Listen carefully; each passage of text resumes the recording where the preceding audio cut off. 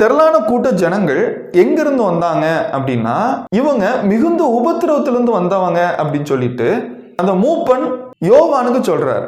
ரெண்டாவது விஷயம், இவங்க தங்களுடைய அங்கிகளை ஆட்டுக்குட்டியானவருடைய ரத்தத்தில் தோய்த்து வெளுத்தவர்கள் அப்படின்னு சொல்றாரு. இந்த திரளான கூட்ட ஜனங்கள் யாரை அடையாளப்படுத்துது அப்படின்னா தேவனுடைய பிள்ளைகள் அடையாளப்படுத்து. முதல் நூற்றாண்டிலையும் சரி, பழைய ஏற்பாட்டிலையும் சரி, புதிய ஏற்பாட்டிலையும் சரி, இப்பொழுது வாழ்ந்துட்டு இருக்கிற காலத்துல இருந்தாலும் சரி, எல்லா காலத்திலையுமே ஒரு கிறிஸ்தவருக்கோ இல்ல ஒரு தேவனுடைய பிள்ளைக்கோ பொதுவா இருக்கக்கூடிய ஒரு விஷயம் என்ன அப்படின்னு உபத்திரவம். ஒரு கிறிஸ்தவர் மன அளவுல உபத்திரவப்படுறாரு, உடல் ரீதியா உபத்திரவப்படுறாரு, அவர் தோல்வியை அனுபவிக்கிறாரு, பாவத்துக்கு விரோதமா போராடுகிறதுல அவர் உபத்திரவப்படுறாரு. உபத்திரவம் அப்படிங்கிறது ஒரு கிறிஸ்தவருடைய வாழ்க்கையிலிருந்து எடுத்து போட முடியாத விஷயம். அவர் மனசோர்வுடையவரா இருக்கலாம், ஏமாற்றப்படக்கூடியவரா இருக்கலாம், தோல்வி அடையக்கூடியவரா இருக்கலாம். ஆனா ஒரு விஷயம் மட்டும் உறுதியானது, உபத்திரவம். அப்போஸ்தலர் புஸ்தகம் 14வது அதிகாரம் 22வது வசனம்.